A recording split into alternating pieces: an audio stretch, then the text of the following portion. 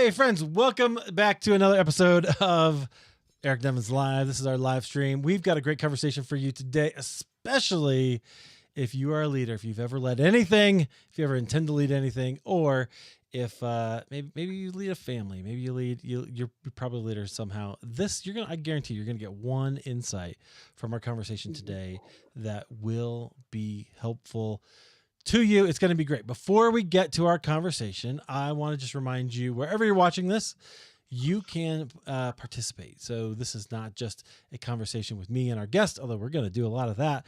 It's also a conversation between you and me and our guest. And so we can actually have, you can contribute, you can shape the direction that we're going to go. So you can ask a question, put it in the chat, put it in the comments, wherever you are, Facebook, YouTube, Instagram, LinkedIn. You can just put in a comment and we can pop it on the screen and you'll see your name, you'll see your little profile picture, and you can ask a question. So then we'll answer. Maybe it'll lead us down a whole nother road. I don't know. Maybe it's a risk. Like, who knows? Maybe we'll say something crazy. We'll go viral. It'll be great. Who knows? But you get to be part of it. So I'd love to have you in there. Do that. Now let me give you we're going to do an introduction. I'm going to bring in our guest here in just a second, but this is going to be a very important conversation. I'm really excited to have it. So let's start here. Leadership is never easy. I told you we're going to talk about leadership, but it's not really easy. I don't know if you've ever been in a leadership position. I've done things like lead boards. It can be tough. It comes with challenges that most people really can't fully grasp until they step into that kind of a role themselves. So if you lead without reflection, reacting in the moment, or kind of relying on your instinct, like your gut, seems like a good idea, but boy, you'll quickly encounter obstacles that can kind of derail the opportunity or harm your team or even unravel entire organizations. I think we've seen some of that in the news actually not too long ago.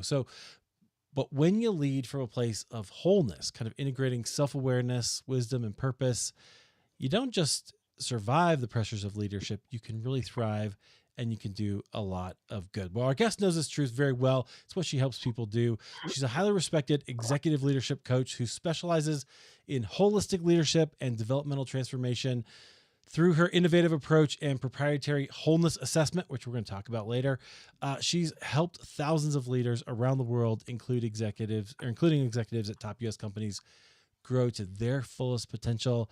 Our guest, she is April Diaz. April, welcome to the live. I'm glad you're here.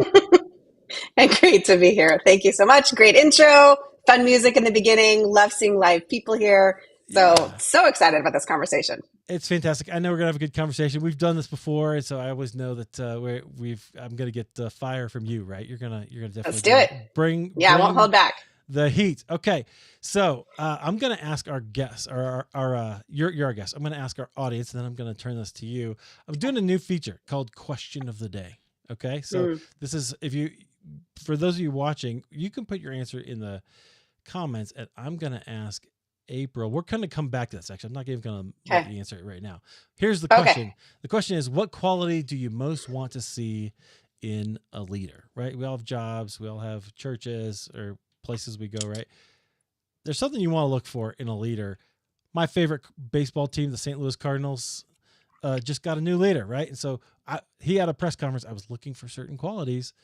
We're gonna come back to that. So friends, put your answers in the chat and we'll talk about it here in just a little bit. All right, April. Okay. I'm glad you're here. Thank you for being here once again. I kind of started out with that idea that leadership is hard and it's got challenges, and most people don't maybe understand that until they get into it. I know you've been a leader, so how did you know that you were a leader? When was the first moment you went, oh, I think I might be a leader? I was a little girl and I was called bossy a lot. Okay. So I wasn't called a leader. Boys were called leaders. Girls were called bossy. But I think that in retrospect, I knew from the time I was like a kindergartner on the playgrounds. I just rallied the kids, right? Like I figured out what games we were going to play, and I told people what their different roles were and who was going to be it and who got tagged out. Like I was the little one who helped to orchestrate all of those things happening.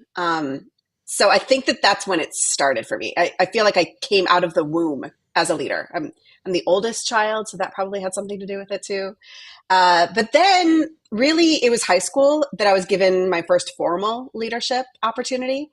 And I was involved in this on-campus ministry that probably a lot of people are familiar with called Campus Life. And I was one of 7 in my local high school that got to be a part of this leadership team. And it was called that. Our Campus Life chapter, like our club at our school, is actually the largest in the country. And so we just had like 100 plus kids coming out to club every single week. And I got to be a part of like that small core team that helped make decisions about what we wanted to do and what events we were going to have and what we're going to talk about at different week to week club meetings. And that was really formative for me. It was the opportunity to use my voice, to have an opinion and speak it, but also to collaborate with other people and to be a part of a team that helped to advance something that was for me and for my friends. And so it was very formative and very developmental for me. What did you learn during that time as you were using your voice and you were kind of shaping these conversations? That was 1,000 years ago. Okay, well, you can make something up. Literally, nobody knows. Like, okay, 30 years ago, April. What would the 90s I were think that time. the 90s were sweet, man. The thing that is coming to mind the most, honestly, is that leadership matters. And I think that I saw the impact of decisions, like on my friends and in my relationships. I actually met my husband, a part of that group, as a senior in high school. And being a part of that little community, I think I just really learned leadership is consequential. It has an impact. There is a ripple effect. We do not do this thing in a vacuum. And it caused me to take it seriously, I think. Yeah. Yeah, because there certainly are consequences, right? And we've seen that all over the place, and we'll talk about that here in a second. But the choice that you make can really change lives sometimes, right? Like we've been part of 100%. Situations where leadership changed suddenly, and then our lives changed, right? That's just 100% the way that goes. Okay, so how do you define leadership? What if you could encapsulate it in a sentence or two? What do you say? I mean, one word, I would say it's influence. Yeah. I think leadership is influence. It is taking people to places that they may not want to go, but desperately need to go. I have a mentor back in the day said that like leadership is really creating a shared story of a future hope. And I love those kind of couple of ideas, you know, that we take people to places through our leadership. They may not want to go. History is littered with examples of like people unwillingly going to places where they're just still being led.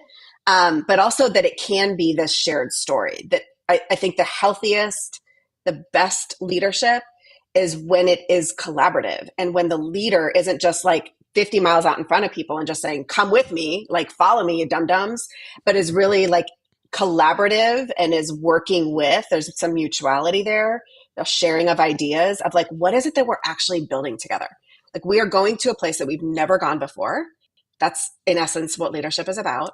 And so we want to do this together. So what are we dreaming of? Like even the sign that's behind your head, Eric, I keep reading it. Oh yeah. Like live the life you have imagined. I actually have a sign in my upstairs in my other part of my office that says she designed a life she loved. And so some of those ideas I think are real essential to me when I think about leadership. I love that. Yeah. Jody found that. And then when we were putting this together, she was like, that's perfect for what you've been talking about. I was like, yeah, you're right. That's why it's there. Cause I think imagination does come into leadership a lot, right? Cause there's that vision piece, but then there's a whole piece of kind of bringing people along in the vision and all the other gifts, right? That aren't just leadership. Okay. So we talked about challenges. What challenges do you see that leaders struggle with most often? I think that the most difficult person that any leader will ever lead is themselves. And so I think that probably most challenges begin from within. It is your internal narratives. It is the self-limiting beliefs. It is the racket that's going on in your brain about why we can't do this or why we should do this or why this person is doing that. It is the pain from betrayal or loss or disappointment or not hitting the goals. It is dealing with just your own like internal like family realities, what's going on in the rest of your world and how does that impact. I think that most of what is hard about leadership is actually yourself. And if you can't lead yourself well, I don't know that you have any business leading anybody else. But most of how we talk about leadership is more about the external. And so I'm kind of on a mission to change that. Oh yeah, I love that.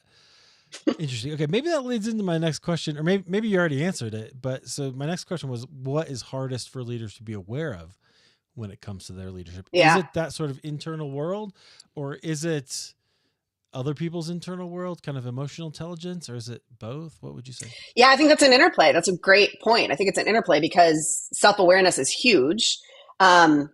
Research shows that like 90 to 95% of people would call themselves self-aware. And in reality, it's less than a third. I mean, it's like a really low percentage, depending on where you pull your research from.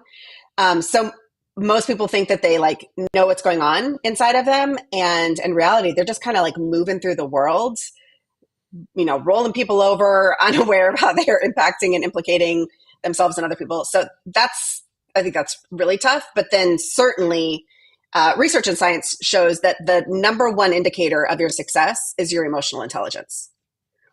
So it starts from self-leadership and self-awareness, but then it inevitably like wraps up in how it is that you are managing and socially aware of others. So there's an interplay there. It starts from within. It definitely then rolls itself out. Does that make sense? Yeah, it does. Now, if I remember right, you had a moment where you kind of were leading and you were sort of burned out on doing that. Is that correct? Which time? Which time? All right. Tell us one of those stories, and then like, so that we could. I just want to hear kind of as an example of what that looks like and what that kind of how you figured out. Oh, this is actually what I need. Yeah, the first one feels like the most profound because it feels the most like trajectory shifting and the most life altering, and the first time that you're like, holy crap, like this is. Something has to change or we're going to be in really big trouble here. So for me, that was when I was about 25 years old. So again, a couple of decades ago. And I was leading in a pretty large capacity for the age that I was in a very large organization. And there was a lot of pressure internally that I was experiencing about how it was that I was supposed to lead and grow the thing that I was responsible for. And there was kind of this increasing misalignment with the organization that I was working for and what I felt compelled to do as a leader. So the gap kept widening between here's the expectation that I'm supposed to fulfill, and this is who I actually think that I am and what I'm meant to do. So that gap widening created this pretty significant tension within me. Plus, I was working like 60, 80 hours a week. I was fairly newly married. We were kind of running in opposite directions just with both of our careers.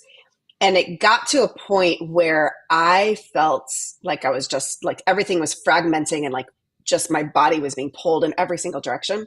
Yeah. I ended up having 2 panic attacks in the span of about a week of each other. And I'm not somebody who typically struggles with anxiety. So that was like a massive warning flag of something is very, very wrong here. I literally found myself in the corner of my bathroom on the floor, hyperventilating, crying, unable to like control my breath. I couldn't figure out what was wrong. I felt like I was dying. My husband wasn't home. He was at work. This was the age where cell phones were barely coming out. So like there wasn't even like my cell phone right there. Like today we'd pick up and just dial 911. I didn't know what to do. I just felt like I was going crazy and that I was just losing myself. And then I had another one pretty quickly after that. And it was kind of at that crux of going, okay, something is seriously not okay within me and it's dying to get itself out. It's like screaming for me to pay attention now. And if I don't do something, I don't know what will happen to me. Yeah, that's a dire circumstance. I don't think it's unusual though No, for I think it leaders, happens a right? lot. Hmm. Yeah, it's just we never hear about it. Yeah. We do hear about other Because leaders stories. are supposed to be like this invincible, I got it Yes. all together, I'm strong, nothing is wrong, invulnerable. Like all of that is just total BS messages that I was raised with and trained with as a leader. So then I'm 25 having this moment of crisis, crying on the bathroom floor and going, this is not what leadership looks like. When in reality, I think that's what leadership looks like a lot for folks, especially when they don't know how to lead with emotion and mentally and relationally in every part of who they are. If they don't know how to do that, then there's just massive isolation. And I think that's also part of the reason why we see so many leaders blow their lives out is because of Yes. this mask and this facade and this armor that we put on of like, we're supposed to have it all together and know all the answers and have total certainty. And it's just complete BS. Yes. 100%. And if you don't know that, it can like that is what just leads people into this kind of wearing a mask, like you said. And Yeah. we've seen examples of that. Can you are there examples that you either point to when you speak, or that you are aware of, or that you like where you go, what's the stakes? Like if we don't get this right, Yeah. these are the things that can happen. You know? Yeah. I mean, I don't want to talk about other people's names, Sure. but you literally could just look at the headlines. Like we could go back Exactly. 1 week, 2 weeks. We look at this year, and depending on, what headline stream you look at, whether it's from a faith tradition or from political perspective or from, corporate CEO, corporate world, it's a train wreck out there. So anyone who wants to be a leader needs to just take a look at some of those headlines and go, how do I not go there? How do I not do that? Because there is ample evidence that that is a very easy pathway to go down unless other practices, other behaviors, other work is done to kind of ensure, do your best at least, to not end up on those headlines. So I don't know if that answered, I don't think that answered your question, but it's pretty easy to figure out. It's an easy pathway to go down. Yeah. No, I think it did. So I'm not afraid to talk about somebody, so we will. But, like, great example from this summer was the CEO at the Coldplay concert, right? Like, Yep. like whatever was going on there, I don't even know if we ever figured all that out. There was obviously some sort of inappropriate relationship, and it was that. But there's a set of circumstances in both of those people's lives that led them to that moment. It ended up costing both of them their jobs. It ended up costing them, and maybe their careers. I don't know. I don't know where they're going to end up. HR, like when the HR lady, is doing stuff like that. How do you get another job in HR? I don't know. Right. So that there's so much at stake. That's what I really want to talk about. There's so much at stake in those kinds of moments. You can go down it. If you're completely unaware of what's happening or getting and have a lack of help, or you can actually figure out how to be self-aware and to manage yourself. Like you said, I love what you said earlier. The person you have to lead most is yourself. Yeah. And that, that 25-year-old April, I got sent on a different trajectory. And part of the way that I got sent on that different trajectory is, one, I had a spiritual director she's still in my life. She's remarkable. And she helped me to realize that what was happening internally was inevitably going to come out externally. So to do the work internally makes a whole lot of sense. Like it just is a smart way, strategic way to go about leadership is you first pay attention to what's going on in here. The second person that was super pivotal, crucial was a coach that I worked with for a year. He also changed the trajectory. And I've told him, he's also still in my life. He still coaches me and still works with me. And I've told him, I think I probably would be divorced if I didn't have you working with me at that season, because I know what I'm capable of. I know that I am ambitious and goal driven, high achieving, kick ass, take names, all the things. Like I just want to do all of it. And had I not had somebody that goes, whoa, we need some guardrails, we need some practices, we need some different mindsets in order to kind of reset the table, was really helpful. So those two guides. But the other thing that you said, Eric, that I think is really important to say is I'm a person of faith, and there's this question that Jesus asks in the Gospels that has haunted me slash guided me for my entire adult life. And it's the question that he says, what is the benefit if you gain the whole world and you lose your soul? And I Yes. don't think that Jesus is saying that it's one or the other. But it's very much a cautionary tale of there is no benefit if you do all of the things, if you have the job and the paycheck and the accolades and the followers and the influence, you don't have that benefit. There's no benefit there if you get all of that and you lose yourself along the way. And so really from the time I was in my mid-20s, that has become like an anchor for me of I do actually want to gain the whole world. Like I have a lot of things that I want to see happen in this world, and I'm very ambitious still to this day, probably more than ever. However, it's not worth it if it's at the expense of my soul, my family, my character, my reputation, my all of it, my integrity. So full circle back to the Coldplay concert. No benefit. Love all of that. I don't know if you saw this, but I titled our conversation "Lead from Your Soul." No, I didn't. Yeah, that's what I titled because I was like that encapsulates, I think, what the work that I see you doing, and what I'm hoping, friends, that you're going to get out of this conversation as well. Okay, so we're going to talk about how to do that because that's what really we want to know. Absolutely. But first, we're going to talk about our question. Here is the question of the day, my friend. So in the chat, wherever you're watching this, doesn't matter if you're watching it live or you're watching it later. What quality do you most want to see in a leader? I know you deal with leaders, whether you're at work or you're at church or some other organization. There's somebody in your life who's leading you. Maybe you're leading yourself, and maybe it's okay. Go there. We were talking about that too. That's fine. Be as creative as you want. But what is a quality you want to see in a leader? Okay, I'm going to let you answer that now, April. What are you going to answer too? Sure, I will, but you go first. Okay. So funny enough, Eric Nevins, your shirt that you're wearing on this conversation today says "Get Curious." Yeah. And curiosity would be my number one. Yeah. Be my number one. And you want to know why? I do. I was going to ask it if you didn't say it. So go ahead. I was just going to stop. And then I was like, oh, wait, maybe I should explain. Okay. So curiosity, I think, is really important because I think it's really hard to be arrogant and self-serving and narcissistic and all about you and only your stuff matters if you're curious. Curiosity has a very humble posture. Curiosity says, I want to know more. Curiosity is interested in other people. Curiosity admits that you don't have all the answers, that you don't got it all. And also, curious people actually are a lot smarter than non-curious people because they're constantly learning. They're constantly assimilating new information, new ideas, new perspectives, new beliefs. And so that curiosity actually makes them so robust. And again, that kind of leader that wants to do it with mutuality and collaboration and a sense of connectedness, not from it's my way or the highway, suckers, lock in or load out. It's just curiosity is my thing. I love it so much. It's my favorite character in a human. But I think particularly in a leader, if I don't see curiosity in a leader, I have very low trust in them.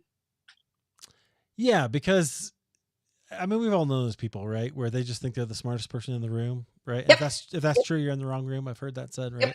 Yep. Okay. So I would probably would have chosen something similar or humility, something like that. But so I'm going to say this word instead, empowering.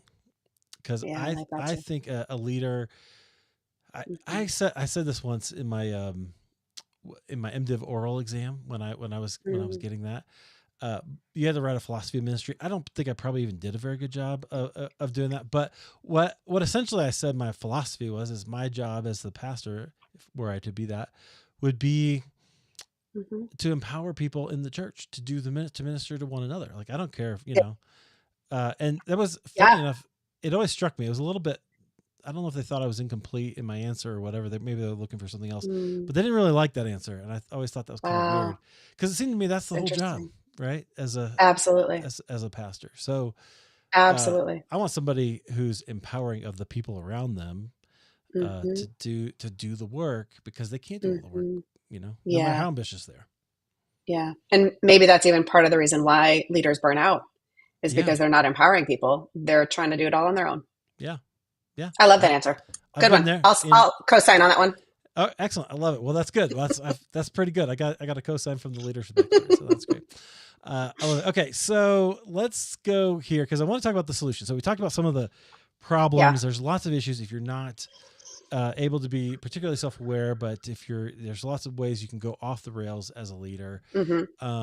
But you know, I don't know if leaders are going to like this or not, but we got to talk about the solution. So you help leaders kind of pursue their jobs from a place of wholeness. You use this word wholeness a lot. Yep. Which I like, because I think we don't spend enough time, not only in the church, but also in our culture in general, talking about the whole human being. I think there's a lot to us. And when we can think like that, there's a lot of good things that come from it. So from your perspective, what does it look like? And then maybe as a tag along, like, who do you see doing this really well right now? It's a great question.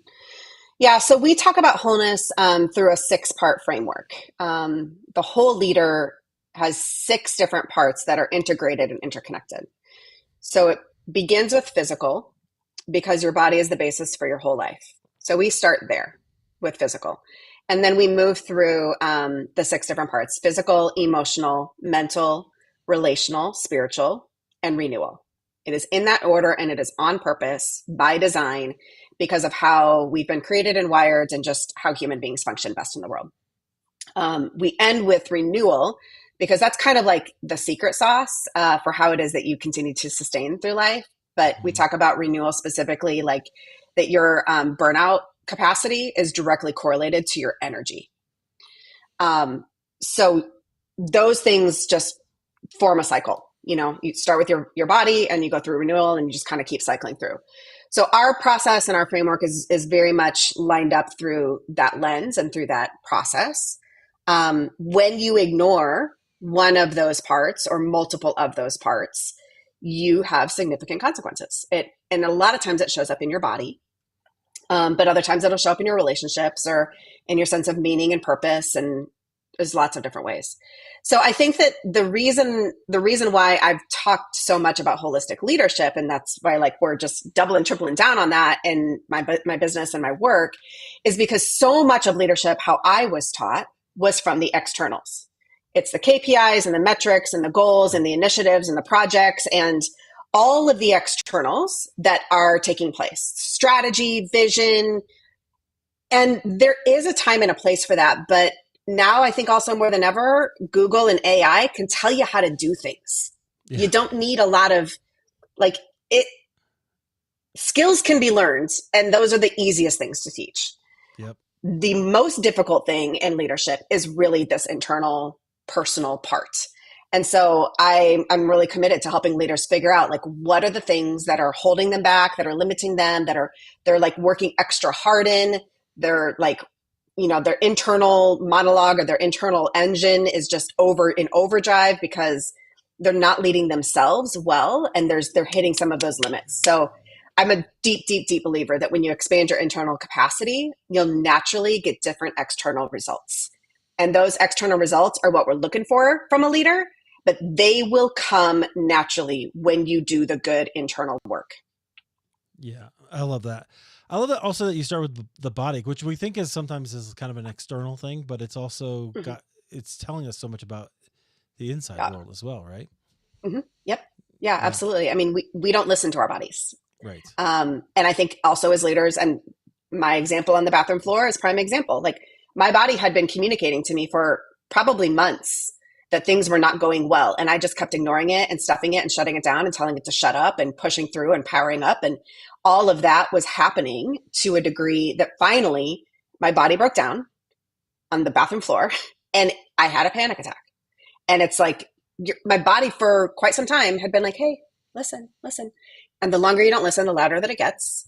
And really in our country today, there's just so much research and data around like how people's bodies are not upholding, they're just not holding to the pressures. And they're just not well. We are unhealthy and we are sick so much because we are not caring for our bodies well. And it starts with listening to our bodies. Yeah. I find that so fascinating. I think it's so important.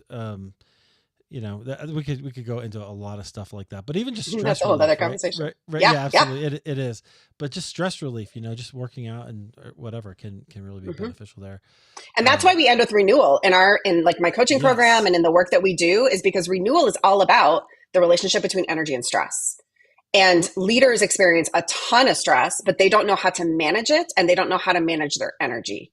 And Yeah. so yeah, sorry, go ahead. Well, no.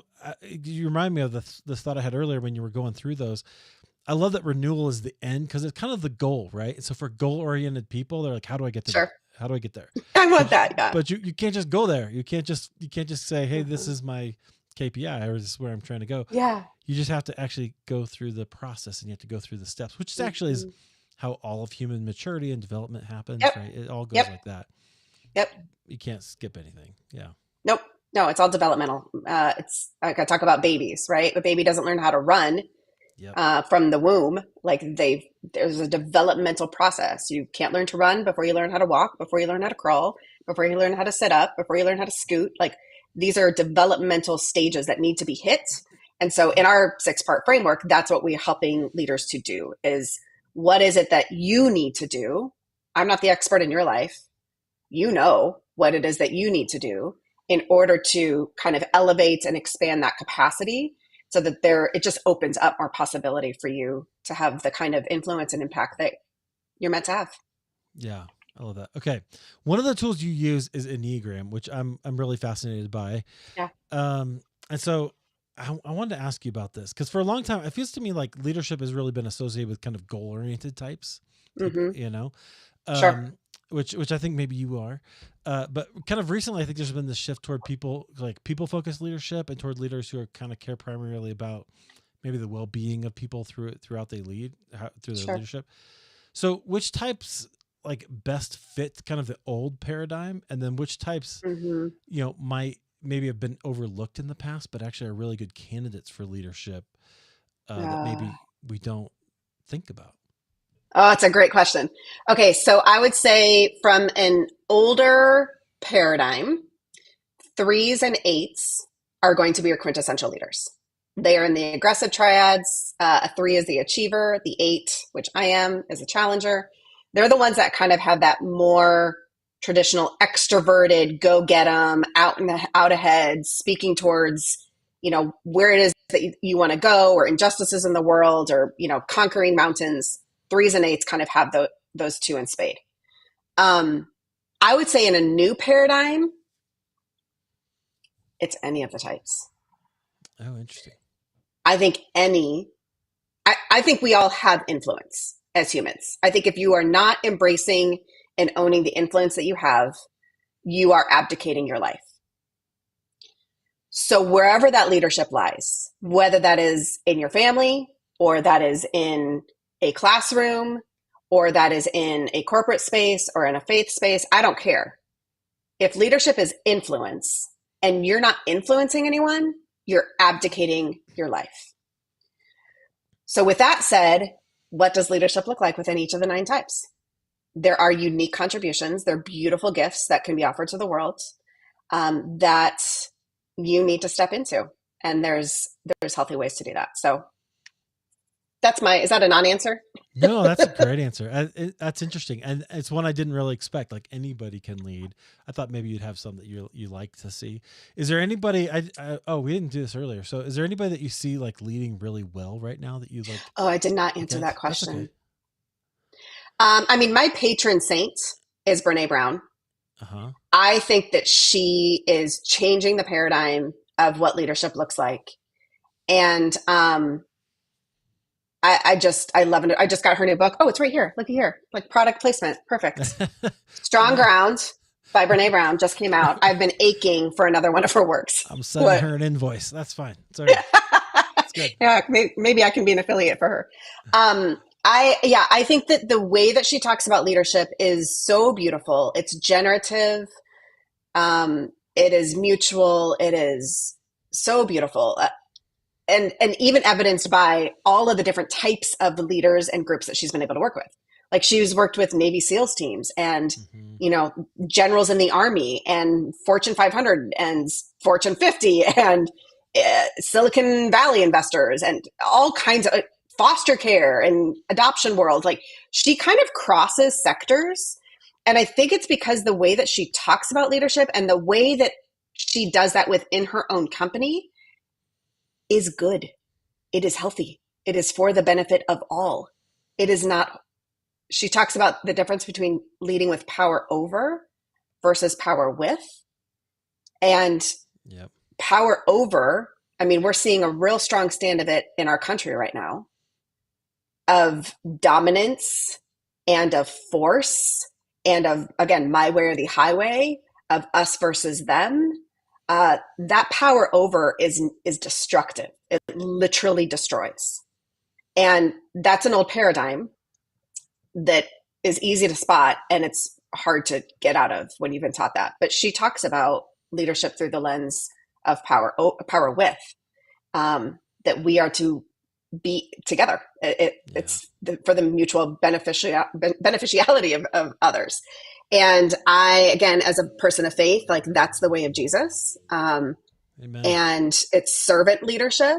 It is for the benefit of those who are most marginalized and those who are most vulnerable, and for those whose voices have not been heard or celebrated or honored. And I think that she does such a brilliant job of embodying that, which again, I think maybe that's part of why we're in the place that we are as a country and just as a culture with leadership, as we have not embodied what it is that we say that we believe. Yeah. So yeah, I could talk all day about her. Can you get me on her podcast too? I don't know if I can, but I could send her an email, see what happens. That's my goals. Great. Yeah, absolutely. I like that. I had so many thoughts there because I think you're right about kind of the way that the world does this. Have you listened to the BEMA podcast? The BEMA podcast? No, we've talked about it, Okay. and I haven't, but I've heard about it. So good. I'm going to try to make this short, but they go through from like a was it the Talmud, the kind of Jewish rabbinic tradition. So they talk about kind of scripture from that perspective. And they get to the Tower of Babel, and one of the things they say is like there's a guy, I forget his name at the beginning there of that section, who is like he's called like the first warrior, right? And what he does, so then it's really him that's building the tower. So it wasn't that they were trying to build some sort of monument to themselves or whatever, which is kind of what I was taught growing up. Right. It was the dude was building a castle, right? He was building a place from which to rule and to reign and to dominate the people around him. And so they make this point that actually that's not the way. Okay. That's not what God wants. That's why God addresses it so severely. Yeah. Then along your point with, because you said this word several times, like leadership with, I think that's so important because this is not only what's good for people, as we've been talking about and what actually works, but which is leading with respect, but it's also what God does with us. It's with what us. He wants with us. So there's a great book, if you've never read it, With by Skye Jitani, which I absolutely love. I just saw him a couple weeks ago. It's brilliant. Oh yeah, you know him? Do you? You guys kind of from the same? Yes. Yeah. I love him. I've had him on the show a couple times, and they had a Holy Post event out here. Got to meet him there. Had him sign my copy of With, because I joke with him, like if I could add a book to the canon, I would add that one. Yeah. It's so good. Only because it explains in a way that nothing else does this idea that God doesn't want to. I mean, He is, I guess, ultimately over all of us, but that's not where He's trying to have the relationship with us. That's not the relationship He wants. He wants this one with us. So there's a theological reason as well to 100% lead from this position, whether you're a pastor or a leader someplace else in industry or something different. Yeah. I think sometimes that power with has been avoided because in some ways it is harder to do work with people, to build a consensus, to figure out plans and to a strategy and a timeline with other people versus I'm just going to go and figure it all out and you guys can get on board or you can go jump over with that leader. Like that, in some ways it's more difficult, but it reminds me of the African proverb that if you want to go fast, go alone. But if you want to go further, go together.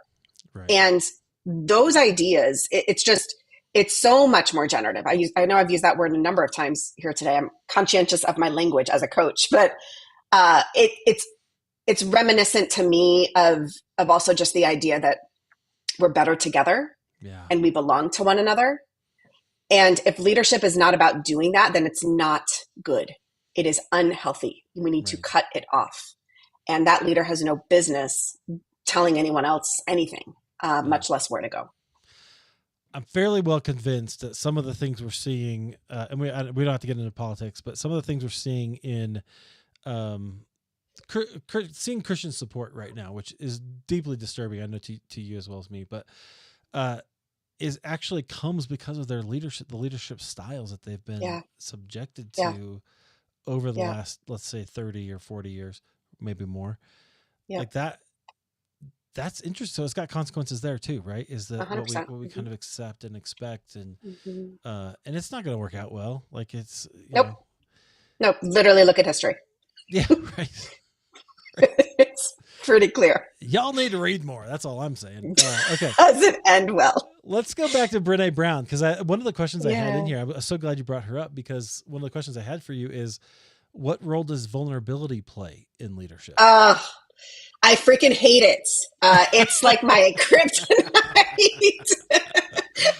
I'm an 8, right? Yeah. I'm an Enneagram 8. So vulnerability is horrifying to me. However, Brene Brown taught me well back in the day. I mean, I've been a learner and a follower of hers for quite some time, for probably close to 15 years. And I just believed her when she said that your most accurate measure of courage is your vulnerability. I believed her because I've also seen it. I hadn't lived it or personally experienced it, but I had seen it. And when you see vulnerability, it's so compelling. It's so beautiful. It's so human. And so I have been very deliberate and very disciplined in the last 15 years to cultivate vulnerability in my own leadership, in my life. And so that's looked like a lot of therapy for me. It's looked like I'm married to a man who's just so good at it. And so he draws it out of me, and he How does provides he do that? such a safe space. He's phenomenally non-judgmental. Oh, I feel tears. Okay. I married the best man in the world. What I told him recently is that he loves all of my strength and all of my tenderness. And he's not afraid of either. And he doesn't want to hold back either. He pours fuel on those flames. And so he's just not afraid of it. He holds space for it. He does it himself with me. He doesn't take me too seriously. Like in some ways, I don't think this is totally answering the question, but in some ways he doesn't care at all what I do, but he deeply cares about who I'm becoming. And so, I mean, that whole vision in Genesis of being naked and unashamed, Brian has been that and held that space for me we've been together 27 years, something like that. So yeah, I don't know. I don't know. We want to write a book together at some point, because I think that there's something that's unique about the way that we work together that doesn't need to be unique. It's the way that it feels like it's supposed to be in a relationship. But yeah, I would say the vulnerability that I have in my marriage is absolutely the birthplace for me to be able to practice that out in the rest of my life. And it's just been a really healing and helpful place for me to do that. And then to do it publicly, in my leadership as well. So how do you be vulnerable publicly? Because I think it's such a tension, right? So I've been a leader. I've been on boards. I've been in places where there's just things I can't say. There's things I can't bring up. It's things that you have to kind of hold, close to the vest. How do you recommend to a leader, okay, lead with vulnerability in a tough situation, even if you can't do all that? Yeah. So a couple of things come to mind. One is, I think that vulnerability doesn't have to be with the people that you are leading. It just has to be with someone or a few people. So there are spaces of belonging and connection that if you do not have them, you'll leak out your vulnerability in weird ways, in inappropriate ways. So who are the 5 people that are closest to you? And are those people that you are regularly vulnerable with? So you're saying, I don't know, I was wrong, I don't get it, I feel insecure, I feel uncertain, I feel unsteady, like those kinds of feeling types of words are really helpful. Places where you can like let your guard down and you're not posturing, you're not masking, you're not like performing. You probably need 5 people that are like that in your world. At least 1 to 2, minimum 1 to 2. 5 is better. It's a healthier space. And then publicly, what does it look like to be vulnerable? I don't think that it's always wise it's like not sharing like your dirty laundry or like where you're currently feeling most insecure, because that doesn't necessarily imbue confidence from those who are following you. Yep. So there's wisdom there, and I can't give you like a formula for that. But I would say vulnerability from a leader could look like, I don't know, but let's experiment with this, or I'm not sure, or I'm figuring this out. That type of language, I think, actually is really helpful because most people are not feeling like they don't know what's going on. Most people feel a high degree of insecurity and in uncertainty most of the time in their life. So to have a leader just kind of meet them there is a vulnerable thing to do. But then the commitment of the leader of like, I'm figuring it out. I am seeking wise counsel. I am doing the work. I am exploring options. I am committed to disciplined attention on this problem that we're facing. Whatever the case may be, it's both and in that. So that's kind of a general thing. I'll give you a real specific example. This week I was on a coaching call, and I had come off of a conversation, a meeting right before that, where I was in a conversation with somebody who I knew that I was triggering and also was deeply triggering me. And so I came off the call with a lot of anxiety and just feeling, I had big feels. Yeah. Mainly rage. Okay. And because I'm an 8. And so I hop on this call and she's like, hey, how are you today? And I paused for a second and I said, I'm really good. Do you want to know the real answer or do you just want to know that? And she goes, no, I really want to know. And so I unpacked a little bit of that with her, of what it meant to be triggered and to be triggering for another person who I care about, but I'm really not in relationship with right now. And she asked multiple questions, and I could tell that what she was doing as I was processing this relationship in my leadership world, she was processing for herself her own leadership interactions of how she is triggering and triggered by another person. Mm-hmm. Maybe not right now in this very moment, but certainly we all have that, right? You're probably thinking of a person right now as well, right? Yep. So a recent relationship. And so what I thought was really helpful was I was not all entirely processed. I didn't have a 3-point answer for her. I wasn't even like saying, okay, here's my coaching questions for you. What would you do now? It was hey, this is the real deal. I am literally living this holistic leadership in real time alongside of you. There's a lot of times I don't know what the hell I'm doing.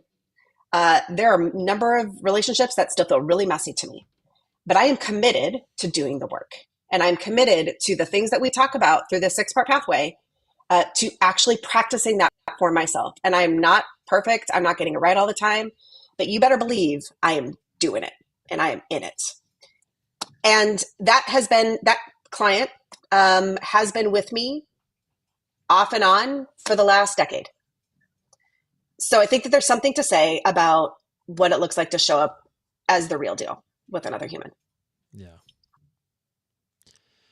I think that's so powerful. I don't think most people, you said I think you need 5 people. I don't think most people have one in their lives that they loneliness is an epidemic in our country for sure. Yeah. But that's part of our pathway and part of the work that we do is because leadership can be really lonely and it does not have to be. I mean, I was literally taught that leadership is lonely. Yeah. Definitive statement.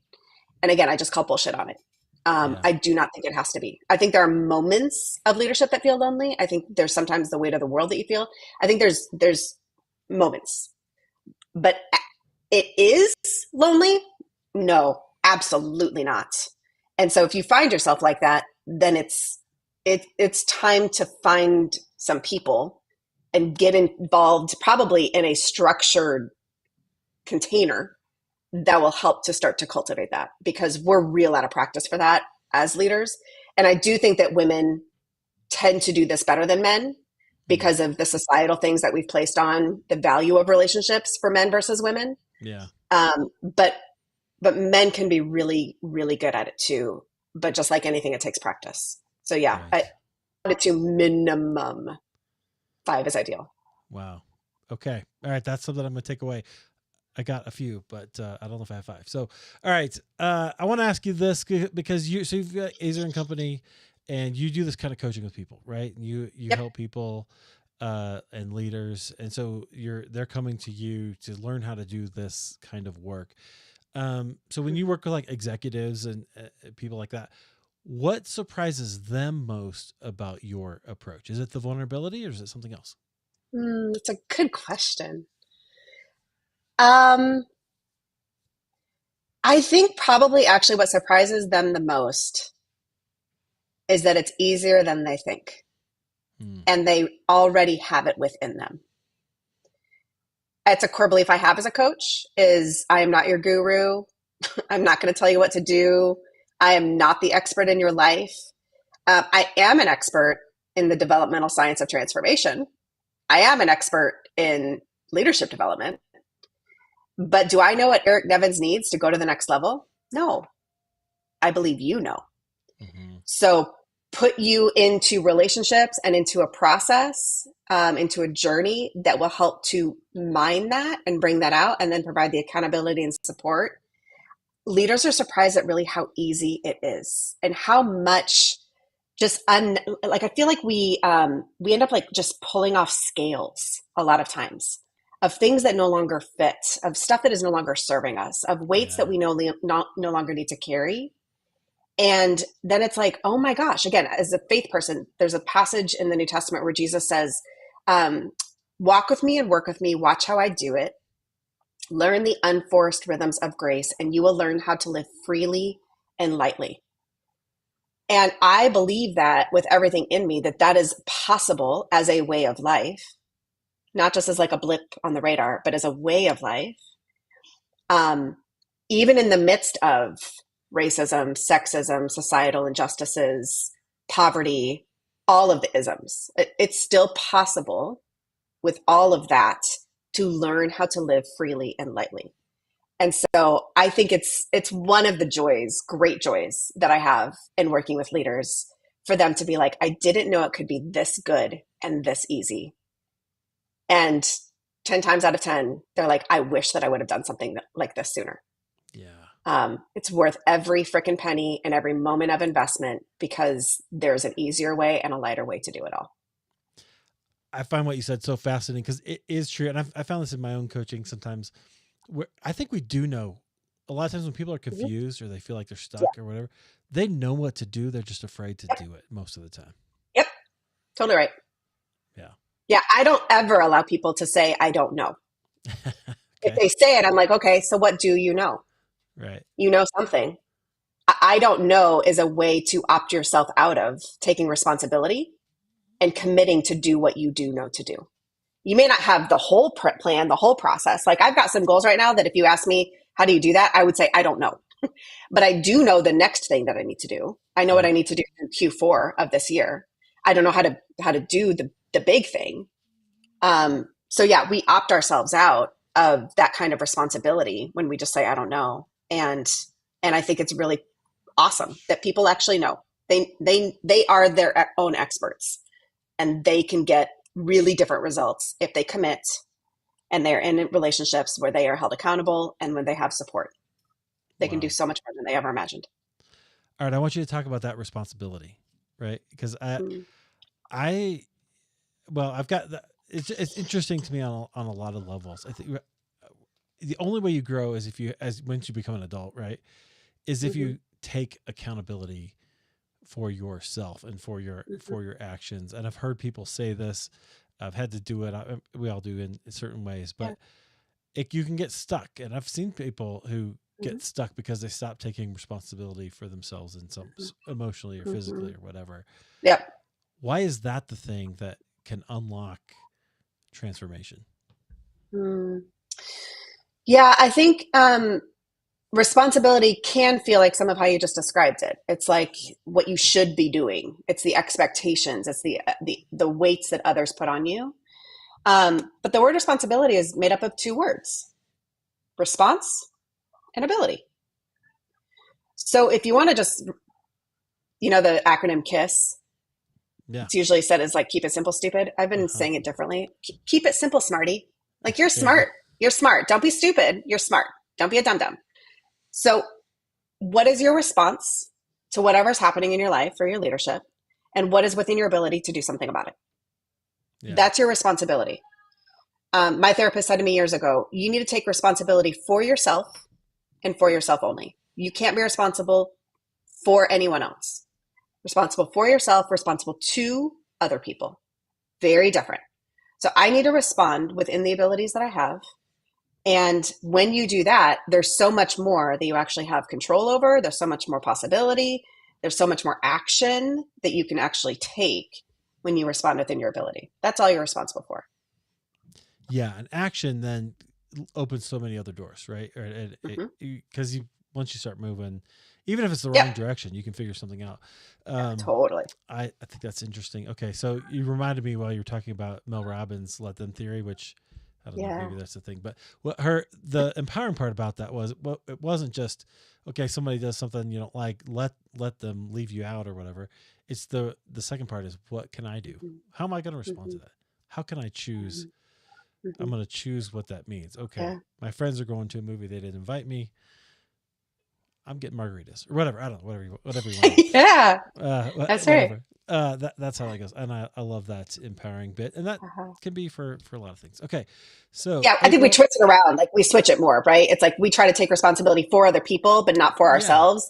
And right, we want other people to be responsible too. Like it's just we've like backwards it. yep, And what we yep, really need to do is respond within our abilities, and then holy crap, just the world opens up. yeah, I love that. Okay, that was thank you for going there with me. That was really Yep. interesting. Um, all right, April, I love this. You work with leaders, and so you actually have a tool. The website is azerandco.com, and you have a tool called the Whole Leader Snapshot. Tell us about what that is and how people can find Yeah. it. Yeah, so it's on, you can just go to azerandco.com slash snapshot if you just want to go directly there, There you and go. it'll bump you directly into the assessment. So we have used this assessment with hundreds and hundreds and hundreds of leaders from all kinds of different sectors and stages of leadership. And what it's really good at is helping you pinpoint where you're thriving, where you're stretched, and what is kind of the lowest hanging fruit or the easiest simple shifts that you can take that will get you some immediate results. Because we know that once you get, it's like a dopamine hit, right? Like you get a quick result and you just want to keep going. You want more and more and more of it. Taste and see, and it's really good. So the Whole Leader Snapshot is a really quick assessment that takes a quick deep dive into all six parts of that whole leader framework and helps you figure out where do you want to go. So that would be the best thing. azerandco.com/snapshot takes you 5 minutes. Yeah, it could literally be the trajectory altering thing that you need as well. Perfect. I love it, friends. You should absolutely go there, take the quiz, see what happens, see what you learn about It's better yourself, than the and go BuzzFeed do it. quizzes. I mean, you're not going to find out what Disney princess you are, but at least you'll be able to figure out what's the next step you take as in your life and leadership. Now I got to know what Disney princess I am, but that's maybe I'll just forget about that. All right. BuzzFeed. Thanks, April. I really appreciate you being here. This has been so helpful. Is there anything you want to leave us with, like just as a last word of encouragement to our listeners here? Yeah, I would say it again that you are the most important person you will ever lead. And when you lead yourself holistically first, everything changes. I love it. That's perfect. Friends, thanks for being here. I really appreciate you listening. You can always want to help us out. You can tell a friend. But here's what I want to leave you with, this one core truth that I love very much. It's this idea: you are only human. But guess what? Just like April, humans do amazing things. So go out and do something amazing. You be great. We'll catch you guys next time. We'll be live. We'll be right here. See ya.